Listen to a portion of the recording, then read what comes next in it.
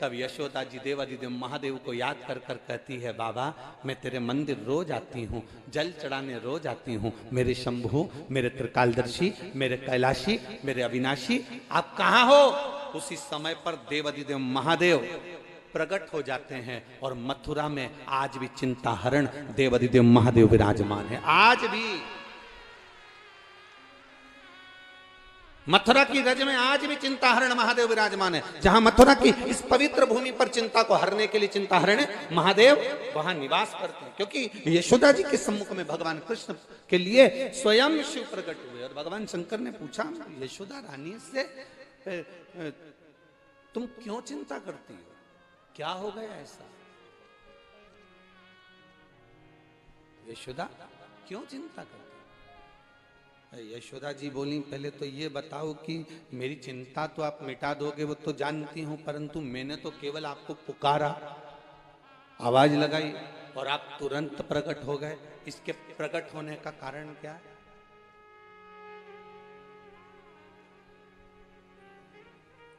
कभी कभी एकदम आपने अपने बेटे से कहा, सुन बेटा ये काम कर ले, तेरे को ये फल जाएगा, ये प्रॉपर्टी खरीद ले तुझे ये फल जाएगी, तो ये कार्य कर ले तुझे ये फल जाएगा। कभी कभी आप अपने बेटे से, अपने बच्चों से कहते हो और वो काम सफल हो जाता है, वो फल जाता है। कभी कभी यशोदा जी ने जैसे ही भगवान को पुकारा और भगवान देवादिदेव महादेव प्रकट हो गए, तो यशोदा जी के मन में, अभी इससे पहले जो कथा हुई उस कथा में वर्णन करा था कि शिव के भक्त 3 बार रोते हैं।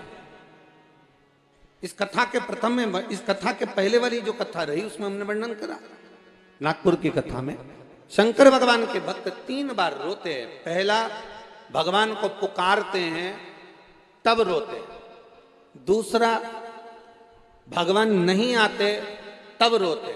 और तीसरा, भगवान आ जाते तब रोते हैं। तो किसी ने पूछा, भगवान को पुकारा तब रोए चल गया, भगवान को आमंत्रित करा तब रोए चल गया, भगवान नहीं आए तब रोए चल गया, पर भगवान आ गए उसके बाद रो रहे हैं, तो ये रोने का कारण क्या है?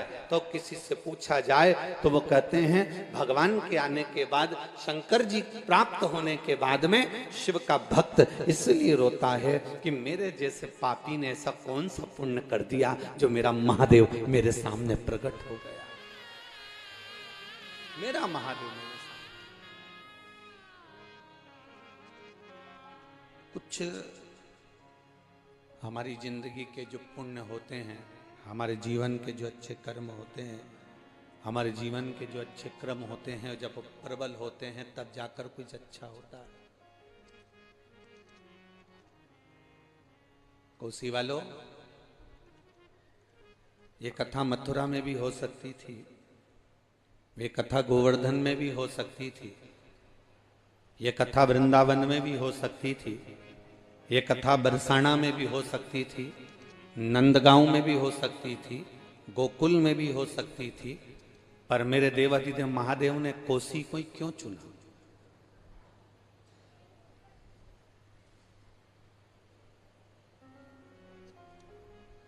क्यों?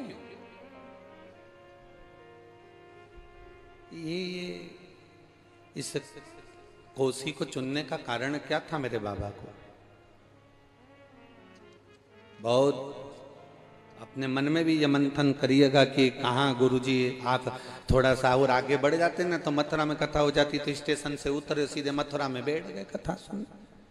अब हम मथुरा उतरे और मथुरा उतरने के बाद फिर कोसी आए, आपने ये कथा कोसी में दी, आखिर कारण क्या है?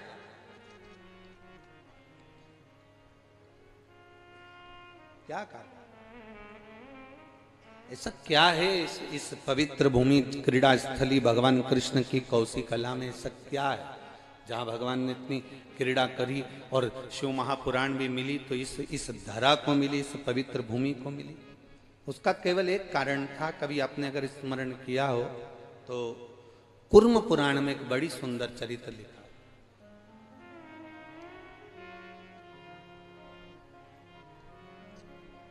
बड़ा सुंदर चरित्र। एक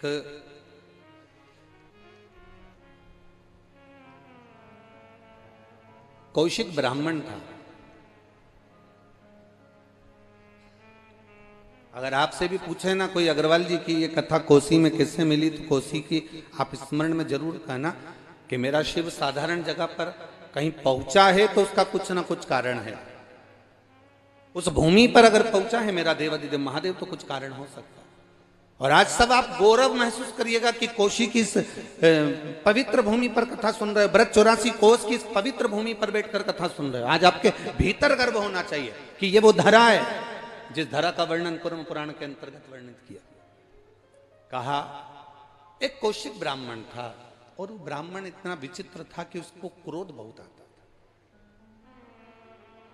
बहुत क्रोध,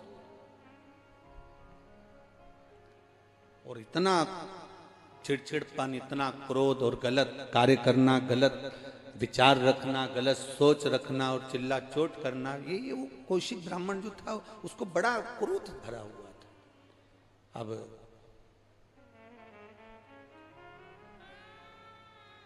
बहुत क्रोध उसके भीतर जब समाहित हो गया, धीरे धीरे धीरे धीरे उसके शरीर में कोई रोग हो गया।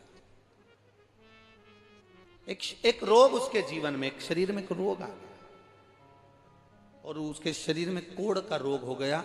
उसका शरीर गलने लगा, पांव की उंगलियां गल रही है, हाथ की उंगलियां गल रही है, शरीर की हथेलियां गल रही है, पूरा शरीर, नाक, कान सब गलने लगे, ओष्ठ, होठ सब गल रहे। उसकी एक पत्नी थी जिसका नाम था कौशी, जिसको कुर्म पुराण में कौशिकी भी कहा गया। उसका नाम था कौशी, जिसको कौशिकी भी कहा गया। पत्नी को दिखा कि मेरा पति बहुत चिड़चिड़ा है, क्रोधीला है, अपशब्द कहता है, गाली देता है, आड़ा टेढ़ा कहता है, पर उसके शरीर में रोग हो गए। अब धर्म पत्नी जो होती है ना, वो बड़े धर्म को निभाती भी है। अगर पति बीमार पड़ा है तो उसकी सेवा में तल्लीन भी रहती है। कौशी ने अपने पति को देखा कि ये कोढ़ से ग्रसित है, सारी दुनिया उससे नफरत कर रही है। एक तो वो चिड़चिड़ा, अपशब्द बोलने वाला, ताना देने वाला, और पत्नी उसकी सेवा में लगी है। सेवा में लगी ऐसी कि पति आज भी चिड़चिड़ा, अभी भी क्रोध कर रहा है। इतना रोग होने पर, शरीर में इतना कष्ट होने पर भी अगर 1 मिनट देरी से अगर भोजन ला कर दे पत्नी, तो पति उस थाली को उठाकर पत्नी के मुख पर मार देता।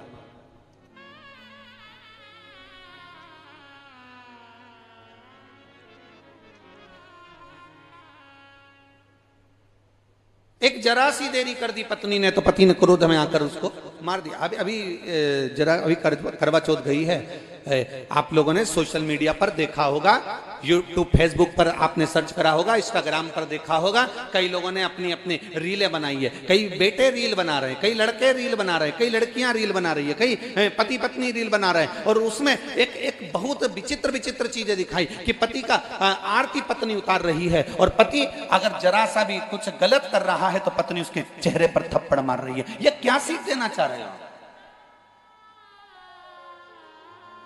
आप में से किसी ना किसी ने तो रील देखी होगी ना? जिनने देखी जरा हाथ उठाना। हाँ, उठा हुआ है, देखी कि नहीं देखी? देखी है ना? कई लोगों ने ऐसी रीलें बना बना कर डाली है। पति अगर कुछ गड़बड़ करा, पत्नी ने आरती करते करते उसके चेहरे पर थप्पड़ मार दिया। पति ने कुछ गड़बड़ करा, पत्नी ने उसके चेहरे पर उसको झाड़ू से उठाकर, डंडे से उठाकर मार दिया। क्या सीख दे रहे हो आप? और इंस्टाग्राम देखने वाले, फेसबुक देखने वाले, यूट्यूब देखने वाले बड़े प्रसन्न हो रहे हैं, पलंग पर सो कर देख रहे हैं, विचार करते करते सोफे पर पड़े पड़े मुस्कुरा रहे हैं कि उसने अपने पति को मार दिया, उसने ये गलत कर दिया। कई चीजों में, कहीं मदिरा का नशा, दारू का नशा, बोतल पीते हुए, और वो अपनी पत्नी के पास आ गया और उसकी आरती उतारी जा रही है, और फिर पत्नी उस पति को मार रही है। ये क्या चरित्र दिखा रहे हो?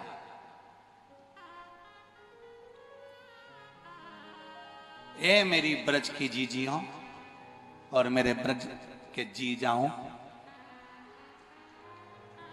एक बात आप लोगों से कहना चाहेंगे, और जितने भारत की भूमि पर देश विदेश में बैठकर जितने भी लोग इस पवित्र ब्रज की धरा से दामोदर मास, कार्तिक मास में शिव महापुराण की कथा सुन रहे हो, आप सबसे एक निवेदन करना चाहेंगे, ऐसे सोशल मीडिया पर, ऐसे इंस्टाग्राम पर, ऐसी फेसबुक पर जब इस तरह की पोस्ट आया करे तो सबसे पहले डिलीट करा करो और लिख कर भेजा करो कि आज के बाद ऐसी पोस्ट ना बनाई जाए जिसमें सनातन हिंदू धर्म की हंसी उड़े, हमारी पूजन की पद्धति की हंसी उड़े, हमारे सनातन धर्म की हंसी उड़े। हमारे यहाँ के ऐसे संस्कार नहीं है, हमारे यहाँ पर ये सिखाया नहीं जाता। हमारे यहाँ तो ये सिखाया जाता है कि व्रत 84 कोस में जब कोसी कला पड़े, व्रत 84 कोस में जब कोसी आओ तो कोसी में आने के बाद में उस कौशिक ब्राह्मण की धर्म पत्नी कोसी को याद करना, जिसका पति कि शरीर में कौड़ का रोग हो गया, पति ने थाली उठाकर मार दी, डंडा फेंक कर मार दिया। उसके बाद भी पत्नी अपने पति को, हाथ की उंगलियां गल चुकी थी तो अपने हाथ से रोटी खिलाती है और अपने हाथ से वस्त्र पहनाती है, अपने पति की सेवा करती है। आज पति ने कहा मेरा मन करता है, मैं दर्शन के लिए जाना चाहता हूं। पत्नी ने कहा चलिए मेरे साथ। पत्नी उसको लेकर चली। चलते चलते पत्नी हाथ पकड़कर जा रही थी, कोसी हाथ पकड़कर जा रही थी और जाते जाते बीच में मांडव ऋषि बैठे हुए थे। इनको स्मरण, पत्नी ने अपने पति से कहा कि मांडव जी बैठे, थोड़ा सा इधर सरक कर आओ। और पति कोड़ के रोग में इतना तिलबिला रहा था, इतना तड़प रहा था, उसके स्मरण में नहीं आया। और मांडव ऋषि के पास में से निकल कर आया तो चरण मांडव ऋषि पर लग गया। मांडव ऋषि पर जो चरण लगा, लगते से ही मांडव बाबा क्रोध में लाल हो गए और क्रोध में लाल होकर कह दिया, अरे ओ अंधे, बड़ी बड़ी आंखें होने के बाद भी तू देखकर नहीं चल सकता? मैं तुझे श्राप देता हूं, कल का सूर्य उदय होते हुए तू नहीं देख पाएगा, ये मेरा श्राप है तुझे।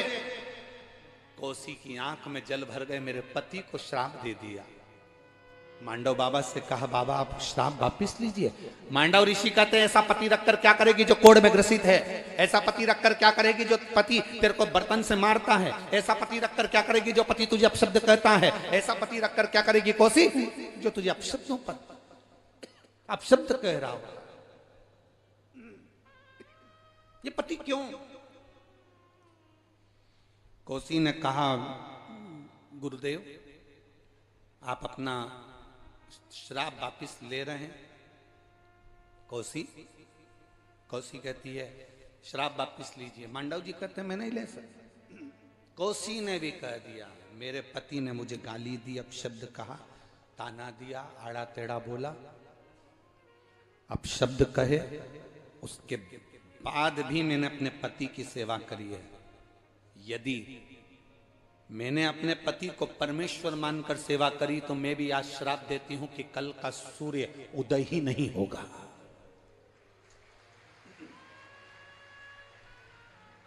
सूर्य उदय पर मेरा पति मरना है ना, तो सूर्य उदय ही नहीं होने दूंगी। मांडव ऋषि हंसने लगे। मांडव ऋषि के चेहरे पर मुस्कुराहट आ गई, हंसे और हंसते हुए मांडव बाबा ने कहा गजब गजब, जिसका पति अपशब्द कहता हो, ताना देता हो, गाली देता हो, बर्तन फेंक कर मारता हो, जूता फेंक कर मारता हो, तो पत्नी के मन में कभी तो जिंदगी में गलत भाव आया होगा अपने पति के प्रति, तो तेरे कहने से कुछ नहीं होने वाला। ठीक है। कोसी ने अपने पति को, ब्राह्मण को लेकर चल दी, एक वृक्ष के नीचे बैठ गई।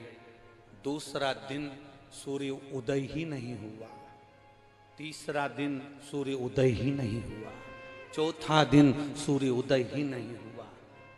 देव तक हाहाकार मच गई, देवलोक में सूर्य क्यों नहीं उग रहा?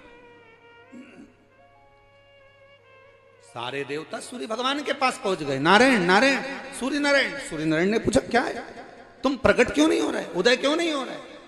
भगवान के कहां से उदय हूं? वो कोसी है ना, उसने अपने पति के चक्कर में मुझे श्राप दे दिया कि अगर तू उगा तो सोच लेना वहीं आऊंगी। ऊपर श्राप दिया, नहीं उग सकता। सारे देवता एकत्रित होकर भगवान विष्णु के पास में गए, नारायण कुछ करिए। वो कोसी के कहने से उसका पति के चक्कर में उसके पति को मांडव ऋषि ने श्राप दे दिया सूर्य उदय होगा और तेरा पति मरेगा, और कोसी ने श्राप दे दिया कि सूर्य उदय नहीं होगा, मेरा श्राप है, नहीं हो सकता। मेरा भी संकल्प है, मैंने अपने पति की सेवा करी है, सूर्य नहीं उगा, क्या करा जाए? भगवान नारायण ने कहा करें क्या ये बताओ। सारे के सारे देवता एकत्रित होकर नारायण के पास गए, नारायण ब्रह्मा जी के पास गए, ब्रह्मा भगवान शंकर के पास गए, कुछ करिए। शिव जी ने कहा एक काम करो, सतियों में भी सती अनसुईया जी के पास जाइए, अनसुईया जी अगर इस कोसी को समझा देंगे तो फिर ये कोसी सूर्य देव से कहेगी तो सूर्य उदय हो सकते हैं। आप जाओ अनसुईया जी के पास, मां अनसुईया के पास में जहां सतियां निवास करती हैं।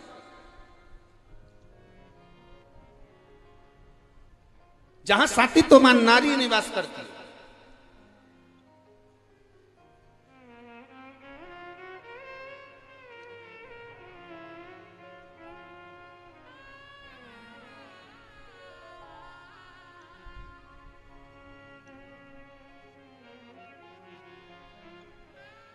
सतियों के उस झुंड में अनसुईया जी बैठी हुई थी।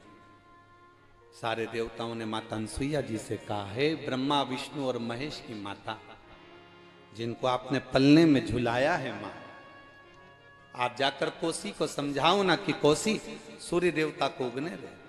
अनसुईया जी कोसी के पास पहुंचती हैं। अनसुईया जी ने कोसी से कहा, कोसी तो पतिव्रता धर्म का पालन करने वाली पवित्र नारी है, तो मेरे लोक में सातित्व लोक में निवास करेगी, अनसुईया के इस धाम में आएगी, पर तू सूर्य को क्यों नहीं कहती कि तू प्रकट हो जा, उसको उदय होने दो ना।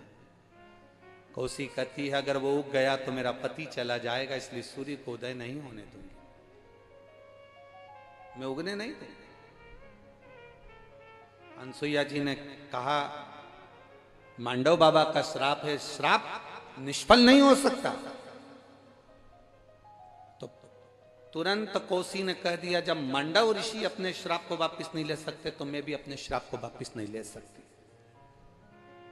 समझाया, अनसुईया जी ने खूब समझाया, मानती नहीं है कोसी, नहीं मानती। अनसुईया जी वापस गई। भगवान नारायण ने पूछा, मां आप पूछ के आई हो? मां कहने लगी, हाँ मैंने पूछा, पर कोसी मानने को तैयार नहीं है। सारे देवताओं ने मिलकर तभी माता अनसुईया जी से कहा, आप मांडव ऋषि के पास जाकर कहिए, मांडव बाबा के पास में जाकर निवेदन करा, मांडव बाबा आप अपने श्राप को वापस लीजिए। मांडव ऋषि ने श्राप को वापस लिया, पर श्राप वापस लेने के बाद भी कोसी ने सूर्य देवता से ये नहीं कहा कि तू उदय हो जा। फिर देवता एकत्रित हुए, फिर वापिस पहुंचे, कोसी के पास में जाकर फिर निवेदन करा, मां अब तो श्राप वापिस ले लिया, अब आपका पति मरेगा नहीं, अब वो सूर्य उदय होने पर प्राण नहीं छोड़ेगा, अब तो कुछ करिए। तब कोसी ने कहा, पहले मुझे वचन देना पड़ेगा, मेरे पति के लिए भी और मेरे लिए भी वचन देना पड़ेगा। मांगो क्या है?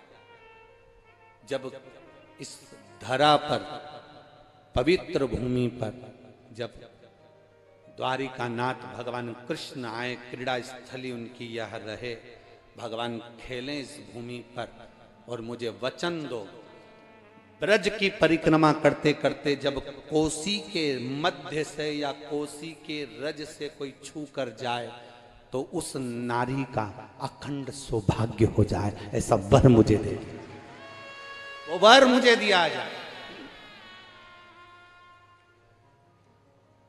हम तो धन्यवाद देंगे अग्रवाल जी, सुभाष जी आपको, सौरभ जी आपको, कि आपने इस कथा को कहीं दूसरी जगह लेकर नहीं गए, इस कथा को कोसी में कराया। इसलिए साधुवाद है कि इतनी माताओं का अखंड सौभाग्य का भाव इस सुंदर दामोदर मास में, कार्तिक महीने में कथा श्रवण करने का फल मिले। वचन दे दिया मेरे भगवान, वचन।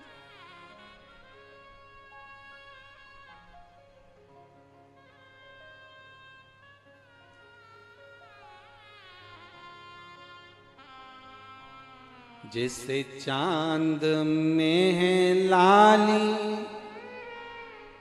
मेरे घर में रहे उजियाली। जैसे चांद में है लाली, मेरे घर में रहे उजियाली। है ज्योत माता मेरा चूड़ा अमर करो ना। हे ज्योत माता मेरा मेरा चूड़ाया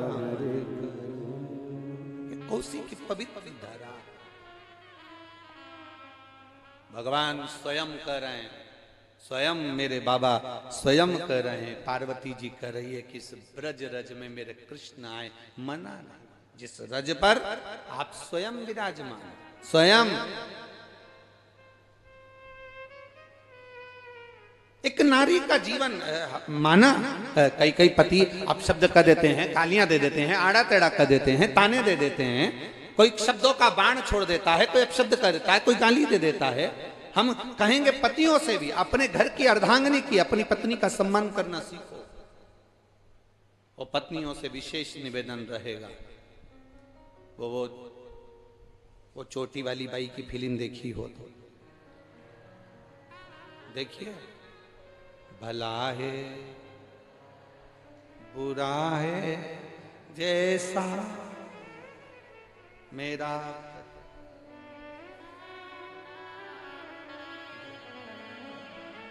अगर तुम लोगों ने स्मरण किया हो, देखा हो, तो उसमें वो कहती जैसा भी है मेरा, मुख से एक शब्द ना निकले उसके लिए, आड़ा टेढ़ा ना निकले उसके लिए। और मेरी जीजियों और मेरे जीजाओं, एक बात अपने भीतर उतार कर रखी है कि आप ब्रज की रज में रह रहे हो, प्रयास करना कि इस रज में वही जन्म लेता है, इस रज में वही आता है जिसको मेरे भगवान ने पूरी तरह से धोकर बर्तन को साफ करा हो, वही बर्तन स्टैंड पर रखाता है।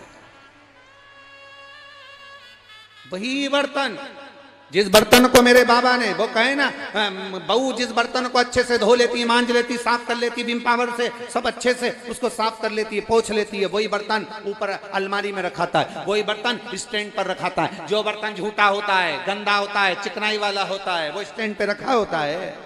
अरे बोलो तो जम के, अच्छे से तो आवाज निकालो, नहीं रखा रहता। कहाँ रखा रहता है? बात बेसिन में, बर्तन मांजने वाली जगह पर, मंजोटे में, वो बर्तन वहां पड़ा है, वो बर्तन वहां धरा है, वो बर्तन वहां पड़ा। बस आप भी अंदाजा लगाना, जितने लोग तीर्थ में रह रहे हैं, जितने लोग आनंद में रह रहे हैं, जितने लोग कहीं उज्जैनी में, काशी में, मथुरा में, वृंदावन में, ब्रज 84 कोस में कहीं आप निवास कर रहे हैं, चाहे कुबेरेश्वर धाम के नजदीक में रह रहे हो, सिद्धपुर नगर सीहोर में रह रहे हो, चाहे तुम पवित्र भूमि पर निवास कर रहे हो, तो ये विचार कर रहना कि मेरे बाबा ने आपको घिस कर करने आते हैं। हम उनसे कहेंगे जिंदगी में एक बार देवी भागवत, शिव पुराण, स्कंद पुराण, कुर्म पुराण, नर्मदा पुराण, लिंग पुराण पढ़कर देखना कि ब्रज की रज में आप आए हो। अगर ब्रज की रज में आकर आप केवल बिहारी जी का दर्शन कर कर, ठाकुर जी का दर्शन कर कर चले गए, फिर आए, फिर दर्शन कर कर चले गए, और जिंदगी में एक बार भी ब्रज की रज में आने के बाद किसी शंकर के मंदिर में भूतेश्वर, गोपेश्वर, अश्वेश्वर, ऐसे शिव मंदिर 12 ज्योतिर्लिंग के रूप में स्वयं इस ब्रज की धरा पर अलग अलग शिवालय बने हुए हैं।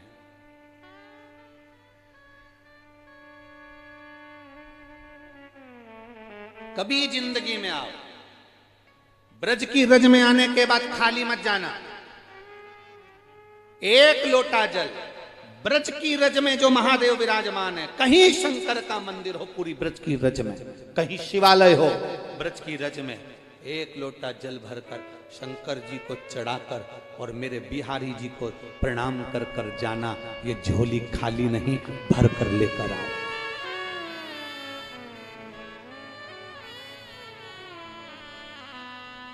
जैसे तिरुपति जाने वाले कपिलेश्वर महादेव का दर्शन कर कर अगर नहीं आए, मेरा वेंकटेश बाबा, मेरा तिरुपति का बालाजी उसकी झोली में नहीं देता जब तक वो कपिलेश्वर का दर्शन नहीं कर लेता। नाथ द्वारा जाने वाले श्रीनाथ जी का दर्शन कर कर आते हैं, श्री जी बाबा का दर्शन करने आते हैं, जब तक वो एक लिंग जी का दर्शन नहीं कर लेते तब तक मेरा नाथ द्वारा वाला श्री जी बाबा भी नहीं देता। उसी तरह जो ब्रज की रज में आते हैं और इस रज में जो शिवालय हैं, इस रज में जो शंकर के मंदिर हैं, इस रज में जो शंकर का स्वरूप मेरा बाबा ओ घड़धानी तब साधना में लीन है, उस पर एक लोटा जल नहीं चढ़ाते तो मेरे बांके बिहारी भी उसकी झोली में नहीं देते। ये दोनों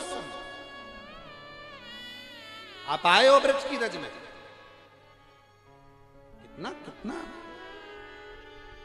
देवराज नाम का ब्राह्मण जो कि चोरी करता, धन लेकर आता, चोरी का धन लेकर आने के बाद भी उसके जब प्राण छूटे तो बेलपत्री के वृक्ष के नीचे छूटे।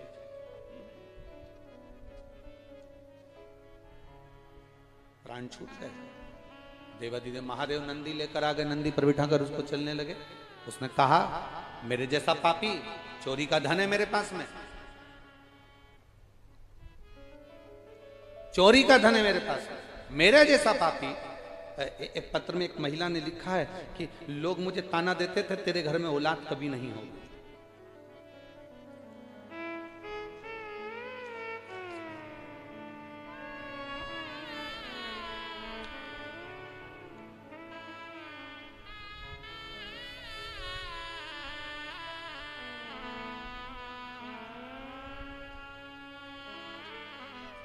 गुरुदेव, जो बच्चे होते थे मेरे सब गर्भ में मर जाते थे, एक भी बच्चा जन्म नहीं लिया।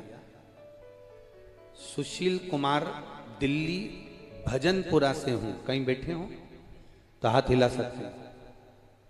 सुशील कुमार दिल्ली भजनपुरा, कहीं बैठे हो तो हाथ हिला सकते हैं। भजनपुरा से, दिल्ली से। गुरुदेव कई साल शादी के हो गए, संतान की प्राप्ति नहीं थी, बच्चे गर्भ में शांत हो जाते थे, बच्चे पूरे नहीं होते थे। सभी लोग बहुत अपशब्द कहते थे, ताना देते थे। तब मेरे किसी परिचित ने कहा कि तुम एक काम करो, शंकर के मंदिर में जाया करो, एक लोटा जल चढ़ाया करो और सफेद आंकड़े की जड़ का प्रयोग करो। मैं दूसरे के बच्चों को देखती थी ना गुरुदेव, तो बाबा से प्रार्थना करती थी मेरे घर में संतान कब होगी, इतने साल निकल गए औलाद नहीं है, मेरी झोली खाली की खाली है गुरुदेव। मेरी मम्मी ने फिर मुझे कहा कि तू एक बार सफेद आंकड़े की जड़ का प्रयोग कर, पशुपतिनाथ का व्रत कर। डॉक्टरों ने तो कह दिया था कि तुम्हारे गर्भ में कुछ ऐसा है जिसके कारण बस बच्चा पूरा जन्म कभी जिंदगी भर नहीं लेगा, और वो बच्चा तुम जन्म भी देना चाहोगी तो वो मर ही जाए। और ऐसा हुआ गुरुदेव, कई बार बच्चा गर्भ में ही मर गया। कहीं बैठे हो तो हाथ हिला सकते हैं। गुरुदेव मैं बाबा का क्या गुणगान करूं, पशुपतिनाथ का व्रत चालू करा और बाबा से प्रार्थना करी। 4 अप्रैल 2023 को बाबा की कृपा से, जिन डॉक्टरों ने कहा था कि तुम्हारे यहाँ संतान का सुख नहीं होगा, लोग ताने देते थे, बाबा की कृपा से मुझे 4 अप्रैल 2023 को पुत्र रत्न की प्राप्ति हुई है। मैं बाबा की कथा यहाँ प्रणाम करने के लिए आई हूँ। कहीं बैठे हो तो हाथ हिला सकते हैं। ये शिव है, ओ घड़ी शंभो, तेरी कृपा बिना न हिले एक भी अणु, लेते हैं श्वास तेरी कृपा से। बखान क्या करूं मैं राखों के ढेर का, चपटी खजाना गंगधार मुक्ति द्वार ओंकार भोले ओंकार आयु शरण शंभो। शिव कथा कर रहे। देवराज को नहीं मालूम कि मुझे कैलाश धाम क्यों मिल गया, फिर भी देवराज ने नंदी पर चढ़कर जब देवराज जा रहा था, नंदी पर बैठकर जब देवराज चल रहा था, नंदी पर चढ़कर जब देवराज जा रहा था, तब शिव जी से पूछ लिया, बाबा मैंने कोई पुण्य नहीं करा, मैंने कोई सत्कर्म नहीं करा, मैंने तो चोरी करी है। गलत बुद्धि, गलत विचार, गलत दृष्टि मेरे अंदर थी, मैं गलत कार्य करता था बाबा। बाबा इसके बाद भी मेरे जैसे पापी को आप कैलाश धाम ले जा रहे हो, आप मेरे जैसे पापी को कैलाश लेकर जा रहे हो बाबा। बाबा ऐसा मैंने पुण्य क्या कर दिया, ऐसा मैंने पुण्य करा क्या? शिव कथा कहती है, बाबा देवादिदेव महादेव का संवाद करा। भगवान शंकर कहते हैं ये तेरा पुण्य तो केवल इतना सा है कि जब तेरे शरीर में बुखार आया, ताप पड़ा, तेरे शरीर में जब कष्ट होने लगा तो तू शिव मंदिर में जाकर छुप गया। चोरी का धन तेरे पास में था और तू शंकर जी के मंदिर में जाकर छुपा। वहां शिव महापुराण की कथा चल रही थी, शिव महापुराण की कथा चल रही थी और ब्राह्मण देवता थोड़ी थोड़ी देर में चिल्ला रहे थे, हर हर महादेव। तेरे शरीर में जब कष्ट हो रहा था तो तुझसे वो कथा में मन नहीं लगाता, पर तू शिव मंदिर पहुंचा, भले चोरी का धन लेकर पहुंचा, भले बीमार अवस्था में पहुंचा, भले बेकार अवस्था में पहुंचा, पर पहुंचा।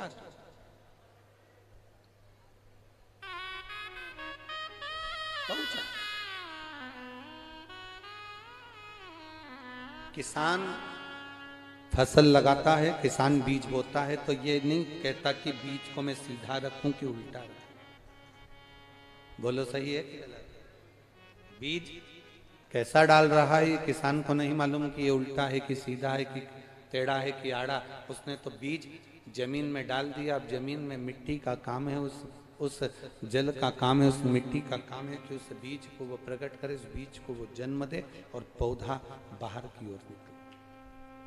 किसान ने तो बीज बो दिया। आपका काम है, कोई कहे कि तू गलत है, कोई कहे कि तू बेकार है, कोई कहे कि तू ऐसा है, कोई कहे कि तू वैसा है, कोई कहे कि तू ये है वो है। हमें नहीं सोचा। कोई पापी भी कह रहा है तो कहने दो, कोई अपशब्द कह रहा है देने दो, कोई ताना दे रहा है देने दो, कोई गाली दे रहा है देने दो, पर हम शिव का मंदिर ना छोड़ें, हम भगवान शंकर का शिवालय ना छोड़ें, हम शंकर के दरवाजे पर जाना ना छोड़ें, हम शिव को एक लोटा जल चढ़ाना ना छोड़ें।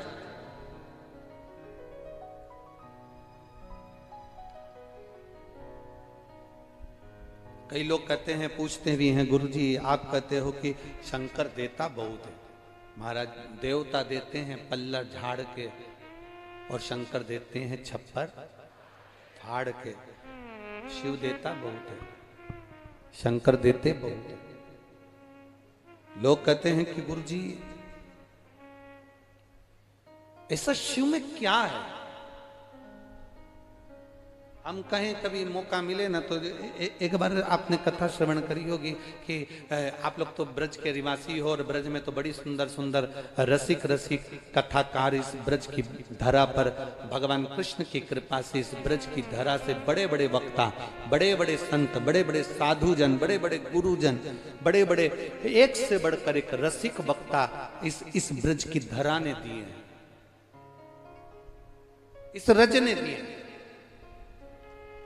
हम तो उन सभी बड़े बड़े वक्ता, कथा के श्रोता, कथा के वक्ता और संत साधु और ब्राह्मण जन जितने भी इस ब्रज की रज में जितने जितने वक्ता हैं, छोटे से लेकर बड़े तक, उन सब के चरणों की हम तो धूल हैं मात्र। हम केवल एक धूल रज। पर उनके मुख से आपने सुना होगा, उनके मुख से आपने श्रवण किया होगा कि जब यशोदा मैया के घर पर लाला का जन्म हो गया, भगवान कृष्ण प्रकट हो गए और भगवान कृष्ण जब प्रकट हुए तब प्रकट होने पर भगवान शंकर को लगा कि मेरा ठाकुर आया है, मेरा कृष्ण आया है, मेरा नारायण आया है, मुझे दर्शन करने जाना चाहिए।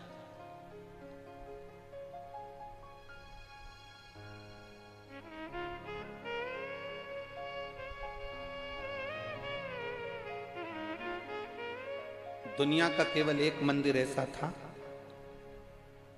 दुनिया का केवल एक शिवालय, भारत की भूमि पर केवल एक शिवालय ऐसा है जहां ना तो पार्वती जी थी, ना गणेश जी थे, ना नंदी थे, ना कार्तिकेय थे। भारत की भूमि पर केवल एक शिवालय, वो ब्रज की रज में आशीश्वर महादेव नंदगांव के पास में थे। केवल ब्रज की रज में पूरी भारत की भूमि में एक महादेव, ब्रज 84 कोस में नंदगांव, नंदी पर्वत के पास में 1.5 किलोमीटर दूरी पर आशीश्वर कुंड के पास में आशीश्वर महादेव। केवल दुनिया का एक शिवालय, केवल दुनिया का एक शिव मंदिर, केवल एक दुनिया का अकेला शिवालय जहां ना पार्वती थी, ना नंदी थे, ना गणेश जी थे, ना कार्तिकेय थे, वो अकेले शिव, अकेले।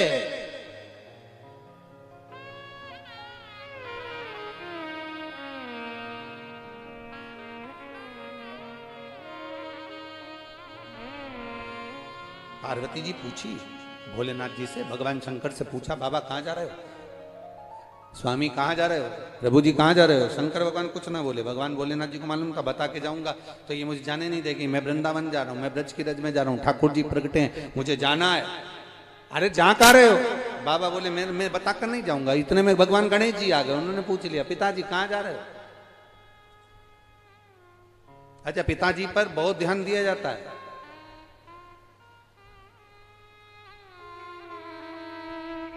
बहुत अंतर है हमारा। पति आता है ना तो पत्नी पति का चेहरा देखती है, बच्चे पिता का हाथ देखते हैं कि क्या लेकर आए।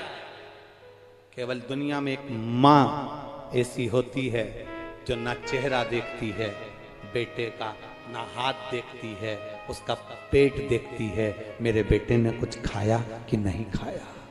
केवल एक मां, बुजुर्ग, बूढ़ी पत्नी, पति आया, पत्नी प्रसन्न होकर उसका चेहरा देखती है, बच्चे हाथ देखते हैं मेरे पापा क्या लेकर आए। घर की बुजुर्ग मां अपने बच्चे का ना चेहरा देखती है ना हाथ देखती है, केवल उसका पेट देखती है, मेरे बेटे ने कुछ खाया कि नहीं खाया। बेटा दुकान से आया है, कुछ खा ले, चाय बनवा ले, बहू से बोल दे कुछ ला कर दे देगी, भूखा होगा, ले आ ये खा ले। वो हमेशा बात करेगी तो अपने बेटे का पेट देखकर करेगी, मेरा बाबू दुबला हो गया, मेरा बेटा दुबला हो गया, मेरा छोरा दुबला हो गया। वो हमेशा बोलेगी तो अपने बेटे का पेट देखकर बोलेगी, मेरा बेटा ने कुछ खाया कि नहीं खाया। बहू से कहेगी उसको खिला दे।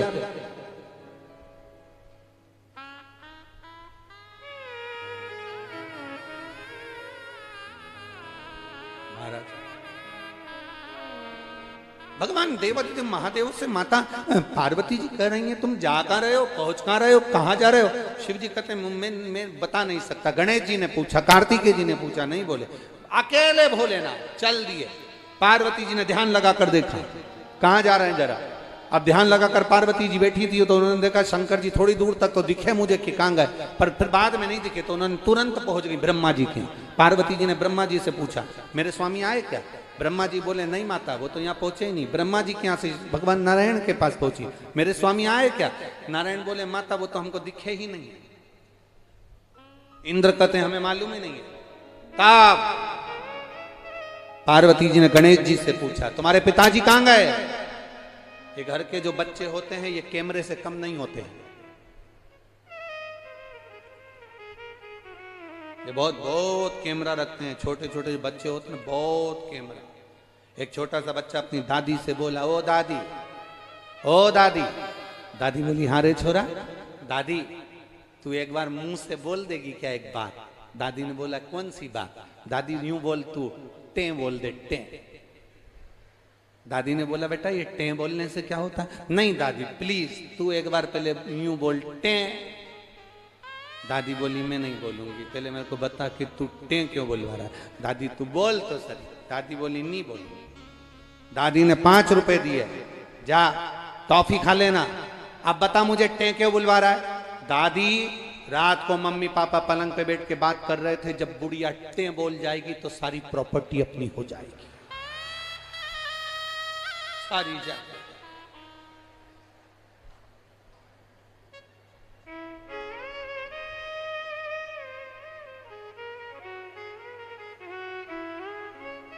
टे तो बोलना ही मती। सुभाष जी धर्मपत्नी को बोल देना, टे तो बोलना ही नहीं। तुम्हारे पोता पोती कितनी बोले पर अपने को नहीं बोलना। अब बच्चे तो बच्चे। पार्वती जी ने गणेश जी से पूछा, पिताजी कहां गए? मां, ब्रज की रज में भगवान कृष्ण का प्रागट्य हुआ है, पिताजी दर्शन करने के लिए गए। नंद गांव। अच्छा, हाँ। पार्वती जी ने कहा, मेरे स्वामी आज पहली बार जिंदगी में मुझे छोड़कर गए। 33 कोटि देवता में केवल एक देव अधिदेव महादेव ऐसे हैं जो प्रतिदिन अपनी धर्म पत्नी को प्रदोष काल में, प्रदोष समय में, शाम के समय प्रतिदिन घुमाने ले जाते, प्रतिदिन।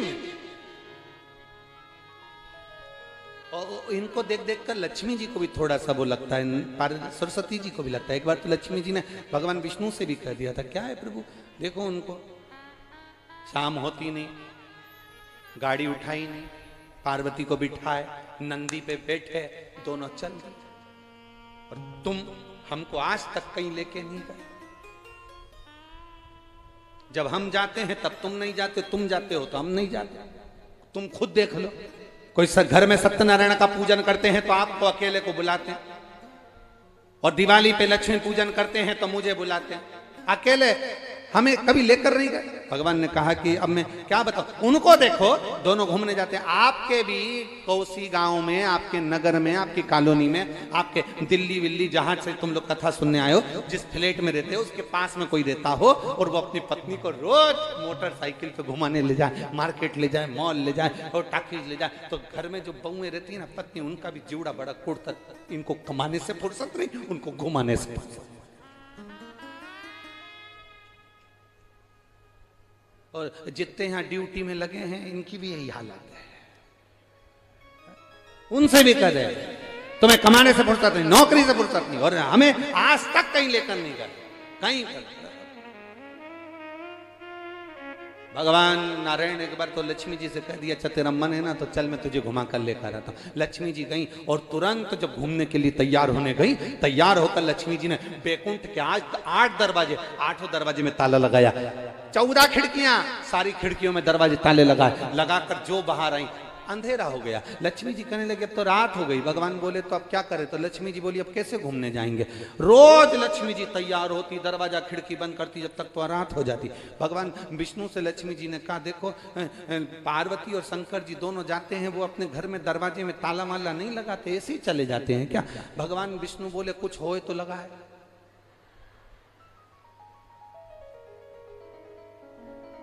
तो उनके घर में कुछ नहीं है। इतने में भगवान नारायण बोले थोड़ा बहुत होगा भी। जब वो जाते हैं घूमने तो अपने गले में से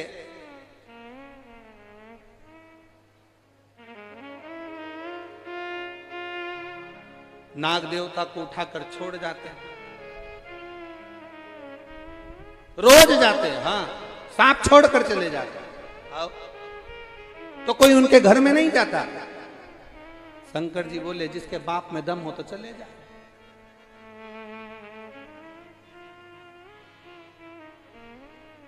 जिस कमरे में से सांप निकल जाता है 8-10 दिन तक तो जरा सा अगर किसी का कपड़ा भी पांव पे आ जाए तो चिल्ला जाता।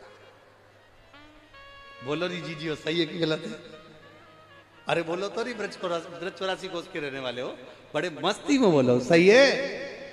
एक जरा सा किसी का कपड़ा आ गया, अरे राम, तो फिर यहां तो बाबा है।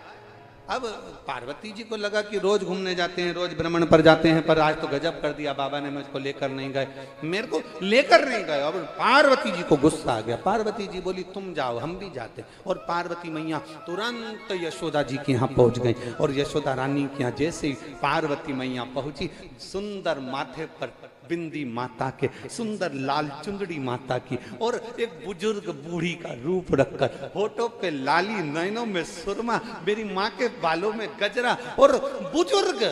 अब बूढ़ी माँ इतना श्रृंगार करी तो यशोदा को तो सोचना था कि है कौन।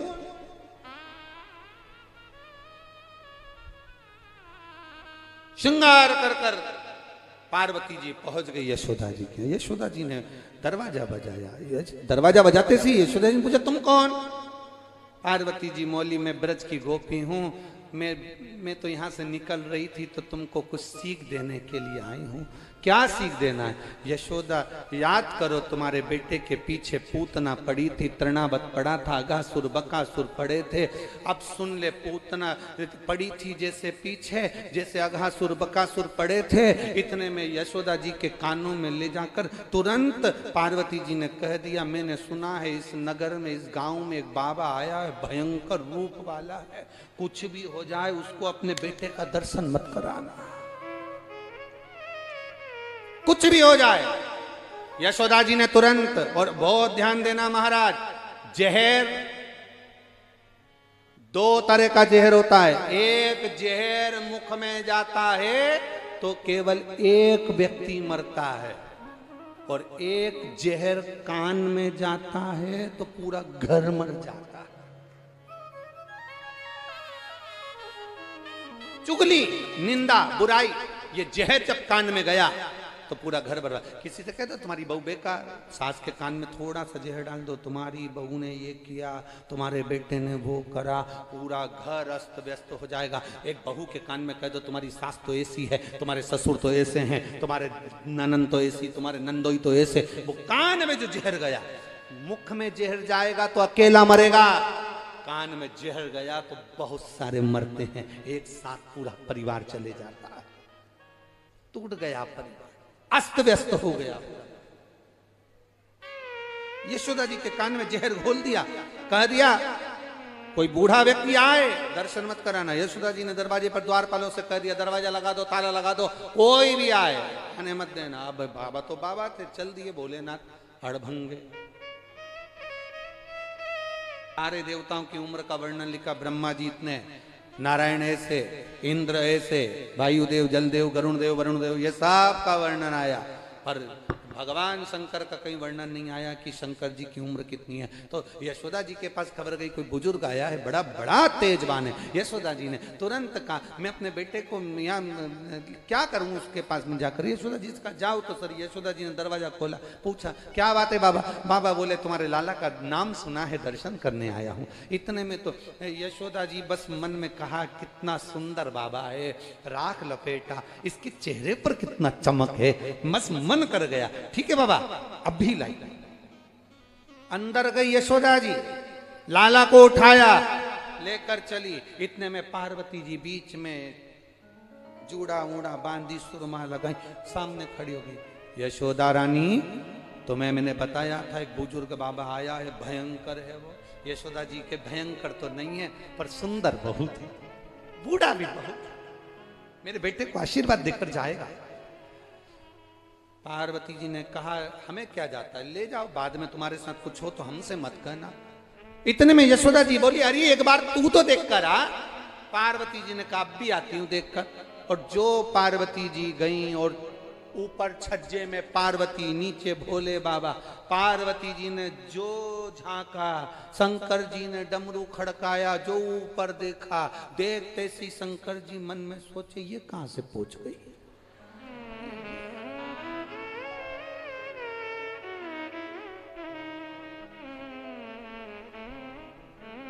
पार्वती जी हाथ से इशारा कर कर बोली, अब आओ अंदर। शंकर जी समझ गए ये आ गई तो अब दर्शन वर्शन तो मिलना नहीं। फिर भी शंकर जी ने आवाज लगाई, अलग जगाया, मां दर्शन कराओ। पार्वती जी नीचे आके बोली, बिल्कुल मत कराना, यही है वो, ये तेरे बेटे का काल है। अब इसको क्या मालूम कि ये महाकाल है, ये तेरे बेटे का काल है। अब पार्वती जी ने कह दिया, अब तो पार्वती जी का मन क्षुब्ध हो गया, अब कुछ भी हो जाए बेटे को नहीं दूंगी। अब भगवान को लेकर अंदर आ गई। बाबा ने भी सोच लिया क्या करा जाए। नंदी पर्वत के नजदीक में कुंड के किनारे मेरा बाबा अखंड धुनी रमाकर बैठ गए। बैठ तो गए, ये जैसे जैसे धुनी तपे, वैसे वैसे कन्हैया चिल्ला चिल्ला कर, बिलक बिलक कर रोए। बिलक बिलक। आशा लगाकर भोलेनाथ जी बैठे थे। उन्होंने भी आशा लगा ली थी, अब तो मैं नहीं आऊंगा, तुम आओ। और लगन तुमसे लगा बैठे जो होगा देखा जाएगा, तुम्हें अपना बना बैठे जो होगा देखा। ये लगन लगा ली। होता है ब्रज की गोपियों में एक भाव होता है। एक बार एक गोपी ने बड़ा सुंदर भाव व्यक्त किया महाराज। एक गोपी दही बेचने जा रही है और दूसरी गोपी को घर पर छोड़कर जा रही है और बड़े भाव से कहकर जा रही है, अरे दही बेचन मथुरा जाऊं रे, ध्यान रखियो गुजरिया। अरे ओ गुजरी, आप भी बोलो, दही बेचन मथुरा जाऊं, ध्यान रखियो। इतने धीरे से मत बोलो गुजरिया, नहीं तो मालूम पड़े दीपावली के गुजिये याद आ जाए।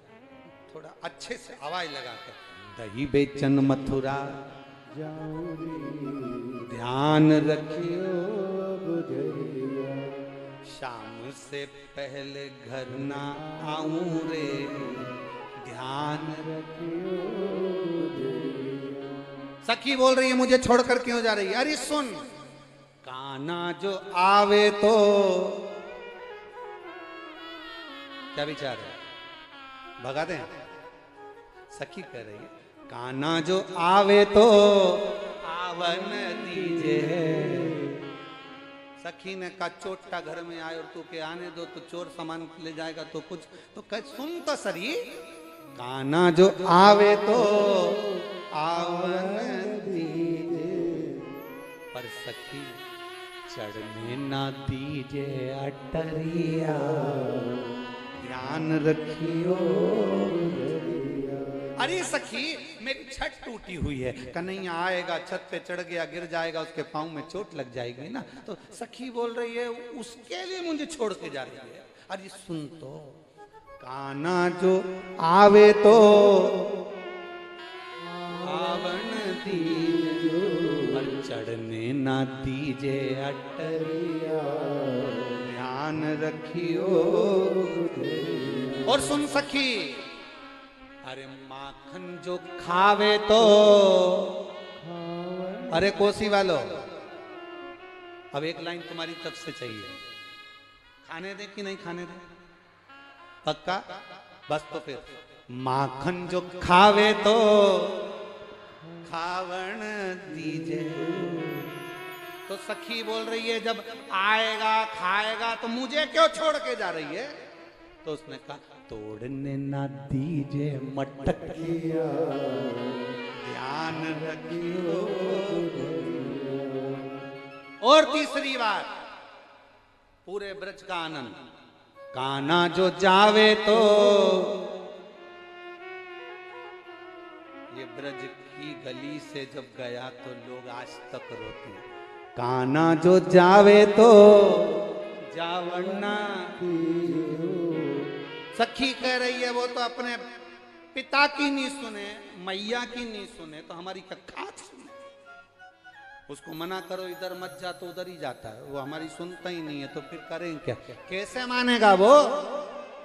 काना जो जावे तो जावना, और नहीं सुनेगा तो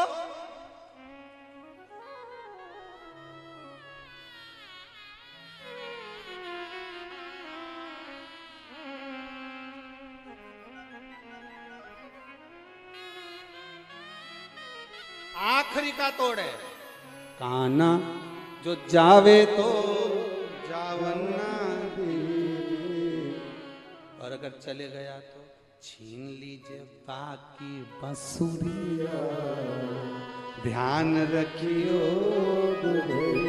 आखिरी में उसकी बंसी छुड़ा लेना, बंसी में उसके प्राण बसते हैं, बंसी में राधा बसती है, बंसी में उसके भक्त बसते हैं, इसलिए उसको छोड़कर कहीं नहीं जाता।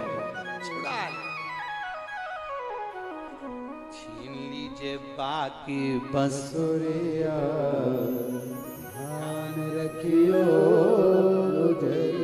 कहाँ जाए बाबा। तो यहाँ कह दिया। अब भगवान शंकर ने सोच लिया, अब मैं भी तप करने बैठ गया हूं, आस लगा कर बैठा हूं। शंकर जी का सबसे बड़ा आनंद है, जो शिव से आस लगाता है वो कभी खाली नहीं जाता है, उसका भंडार भर कर ही जाता है। गलती हमारी, गलती संसार के लोगों की, जो दुनिया से आस लगाते हैं, ये हमारा काम कर देंगे, वो हमारा काम कर देंगे, वो हमारा काम कर देंगे, ये हमारा काम कर देंगे। गलती तुम्हारी है जो तुम दुनिया के लोगों से आस लगाते हो। जो शंकर से आस लगाता है वो कभी खाली नहीं जाता। ये इतने पत्र हैं, इन पत्रों को एक बार अगर मौका मिले तो खाली समय में पढ़ना। इसमें सब लिखा है कि आस लगाने का फल क्या होगा। गलत जगह आस लगाओगे वो पूरी नहीं होने वाली। हमारे काका जी हमको ये दे देंगे, हमें वहां से जमीन मिल जाएगी, कोई मुझे गाड़ी दिला देगा, कोई मुझे ये दिला देगा। एक बात आप लोगों को पहले कथा में कही थी, एक छोटा सा लड़का गाड़ी देख रहा था, 4 व्हीलर गाड़ी बड़े अच्छे से देख रहा था। 4 व्हीलर गाड़ी को देखा तो गाड़ी का जो मालिक था उसने उसको कहा आओ तुम्हें घुमा के लाता हूँ। उसने गाड़ी में उसको बिठा लिया, गाड़ी में बिठाया, बड़ा खुश हो रहा था छोटा सा बच्चा। गाड़ी के मालिक ने कहा तुम सोच रहे होगे इतनी सुंदर गाड़ी है। हाँ, तो उस गाड़ी के मालिक ने कहा मेरे भाई ने मुझे गिफ्ट करी है, मेरे भाई ने मुझे गिफ्ट दी। अब तुम सोच रहे होगे कि मुझे मेरे भाई ने गिफ्ट करी, तुम्हारे पास भी ऐसी गाड़ी होना थी, तुम्हें भी कोई गिफ्ट करता। उस बच्चे ने कहा नहीं, मैं ये नहीं सोच रहा, मैं ये सोच रहा हूं भोलेनाथ मुझे भी ऐसा बनाना, मैं भी ऐसी गाड़ी किसी को गिफ्ट कर सकूं। कोई मुझे गिफ्ट करे वो बात नहीं मुझ में, मुझे ऐसा बनाना कि ऐसी गाड़ी मैं भी किसी को गिफ्ट कर सकूं, इतना मेरे बाबा मुझे देना। दुनिया के लोग आस लगाते हैं कि मुझे ये मिल जाए, दुनिया के लोग आस लगाते हैं मुझे ये गाड़ी मिल जाए, मुझे ये मिल जाए, मुझे वो मिल जाए। पर आपके अंदर भोलेनाथ के प्रति वो आस लगी होना चाहिए कि बाबा मुझे ऐसा देना कि जिंदगी में, जैसे आज कोसी में श्री सुभाष जी, सौरभ जी और ये समिति बड़े भाव से कथा करा रही है, ऐसी कृपा मेरी झोली में डालना कि मैं भी जिंदगी में एक बार ऐसी शिव पुराण की कथा करवा सकूं। ऐसी कृपा कर। और खाली न जाता कोई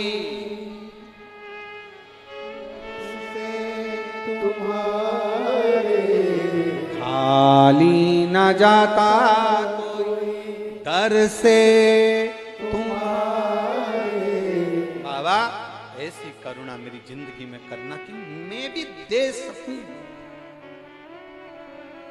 मैं भी दे सकूं। यहाँ बहुत मेरी ब्रजवासियों, मेरी ब्रज की माताओं, मेरी जीजियों, मेरे जीजाओं, आपसे कहूं अभी तक ब्रज में बहुत भंडारे चले होंगे, भगवान कृष्ण के भक्त आए, ठाकुर के भक्त आए, आप लोगों ने खूब उनको पूड़ी सब्जी भजिया पकोड़ा खूब खिलाया होगा। पहली बार ब्रज के अंदर ये मौका लगा है कि इन शंकर के भक्तों को खिलाने का मौका मिला है। इसका क्या फल होता है वो लिख कर रखना।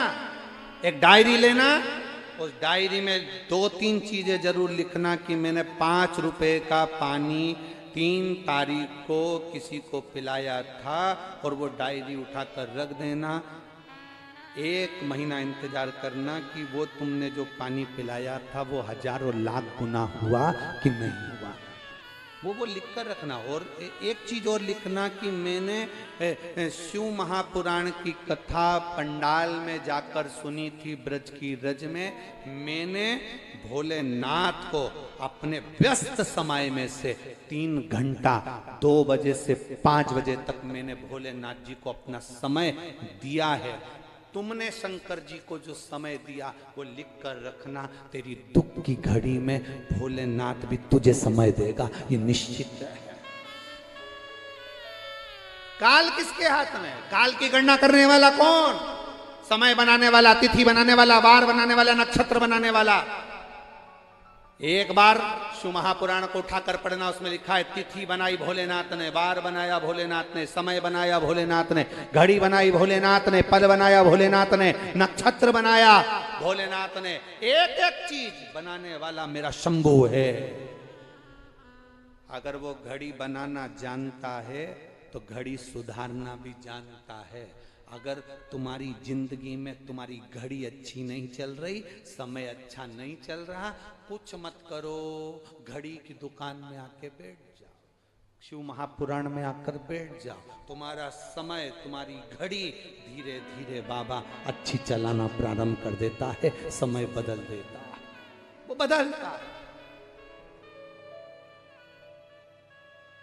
कई लोग सोचेंगे, कोसी वाले भी सोचेंगे, आसपास के लोग, ब्रज की धरा वाले भी सोचेंगे, पास में रहने वाले भी सोचेंगे बहुत भीड़ पड़ रही है, कैसे जाएं, कैसे जाएं। अब की बार तो बाबा ने बड़ी कृपा करी है जी, हमेशा कथा होती थी कहीं ना कहीं अंदर। अब की बार तो बाबा ने ऐसी कृपा कर दी कि इधर चले जाओ तो दिल्ली से 117 किलोमीटर, मथुरा चले जाओ तो 40 किलोमीटर, गोवर्धन जी चले जाओ तो 35 किलोमीटर, बरसाना चले जाओ तो 20 किलोमीटर, नंदगांव चले जाओ तो 15 किलोमीटर, वृंदावन चले जाओ तो 30 किलोमीटर। बड़ी बाबा ने कृपा कर और मेन हाईवे पे ही कथा करवा दी कि बस से उतरो, ट्रक से उतरो और आराम से कथा में जाके बैठ जाओ और वापिस अपनी गाड़ी पकड़ो, घर चले जाओ।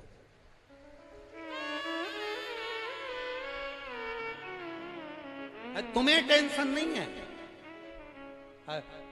तुम तो बढ़िया उतरे चल दिए। टेंशन तो जो व्यवस्था करने में लगे हैं।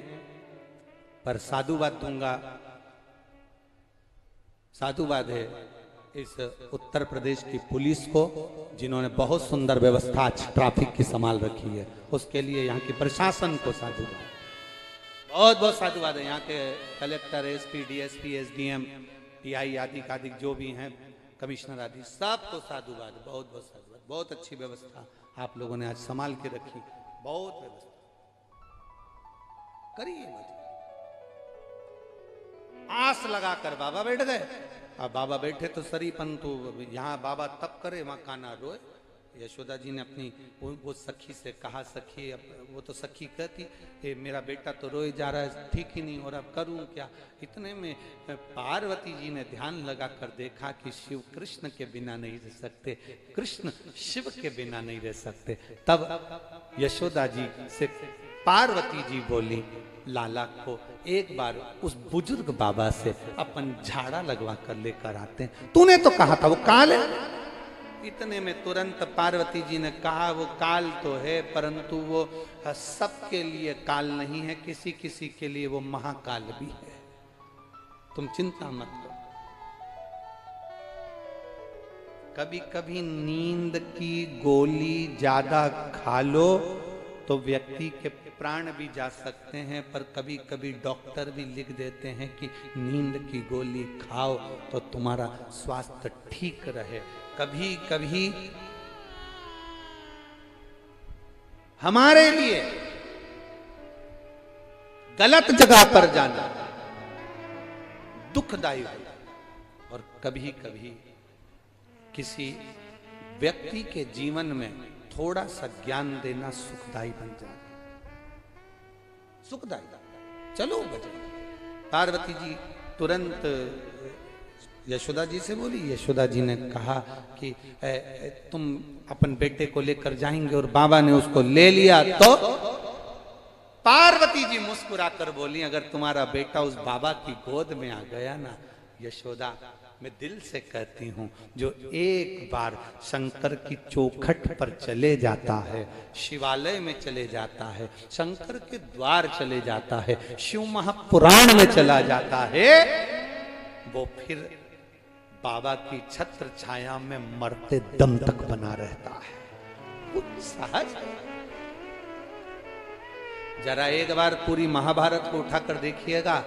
भगवान कृष्ण ने अर्जुन को, नकुल को, सहदेव को, भीम को, युधिष्ठिर को बारंबार कहा, भगवान शंकर की आराधना करो। अर्जुन से कहते शिव की आराधना करो, भीम से कहते शिव की आराधना करो, युधिष्ठिर से कहते शिव की आराधना करो। एक बार भी भगवान कृष्ण ने किसी का नाम नहीं लिया कि किसकी आराधना करना। भगवान कृष्ण ने बोला तो केवल एक ही बात करी, शंकर की आराधना करो। भोला सब दुख ओ भोला सब दुख। शिव आराधना में लग गए। बाबा ने दर्शन किए, लाला के गोदी में लिया, आनंद सुख का अनुभव हो गया। यशोदा जी ने कह दिया, पार्वती जी यशोदा जी से कहीं बाबा से कह दो यहीं रहे, जब तक रहेंगे तुम्हारा कान्हा कभी नहीं रोएगा। भगवान शंकर से यशोदा जी ने कहा आपको यहीं रहना पड़ेगा। शिव जी कहते इस कुंड के पास में मैं आशीश्वर महादेव के रूप में विराजमान रहूंगा। जो आस लगाकर मेरे पास आएगा वो दुनिया में कभी नहीं रोएगा। ये आशीष